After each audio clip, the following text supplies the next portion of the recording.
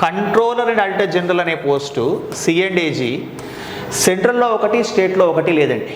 CAG central గవర్నమెంట్కి సంబంధించిన కార్యకలాపాలు, కేంద్ర ప్రభుత్వం, అలాగే రాష్ట్ర ప్రభుత్వాలు, అలాగే యూనియన్ టెరిటరీస్కి సంబంధించిన వ్యవహారాలు అన్నింటి విషయంలోనూ ఇతను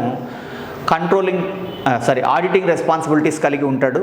ఇక్కడ ఇదొక స్వతంత్ర రాజ్యాంగబద్ధ సంస్థ. అదేవిధంగా ఏ విషయాల్ని పరిశీలిస్తాడు అంటే కన్సాలిడేటెడ్ ఫండ్ ఆఫ్ ఇండియా, కేంద్ర సంఘటిత నిధి నుంచి జరిగే ఖర్చులు, అలాగే అంటే ఆర్టికల్ 266 ప్రకారం మనకి కన్సాలిడేటెడ్ ఫండ్ ఆఫ్ ఇండియా ఉంటుంది.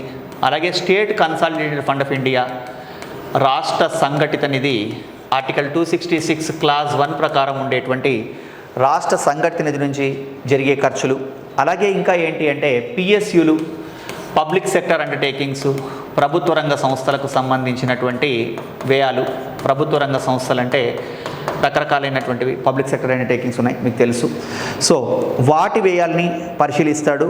అదేవిధంగా ఇంకా ఏంటి అంటే జమా ఖర్చులన్నీ చూస్తాడు. ఎక్కడి నుంచి ఇన్కమ్ వస్తుంది, ఎక్కడి నుంచి ఎక్స్పెండిచర్ చేస్తున్నారు అని. ఎందుకంటే మీకు తెలుసు కాగ్ రిపోర్ట్ ఆధారంగానే మనకి 2G స్పెక్ట్రమ్ లాంటి కేసులు కూడా బయటపడ్డాయి.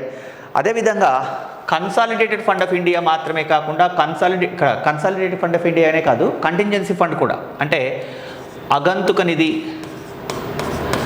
అగంతుక నిధిలో జరిగే ఖర్చులు, అలాగే స్టేట్ కంటింజెన్సీ, రాష్ట్ర అగంతుక నిధి, ఊహించని ఖర్చుల కోసం ఉండేటువంటిది ఆర్టికల్ 267 ప్రకారం సెంట్రల్లోను, ఆర్టికల్ 267 క్లాజ్ 1 ప్రకారం స్టేట్లోను కంటింజెన్సీ ఫండ్ ఆఫ్ ఇండియా ఉంటుంది.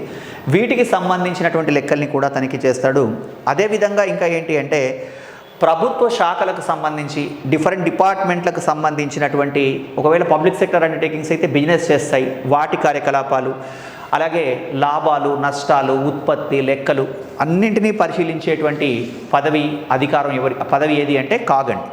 సో ఇది ఓవరాల్గా కాగ్ సంబంధించినటువంటి సమాచారం.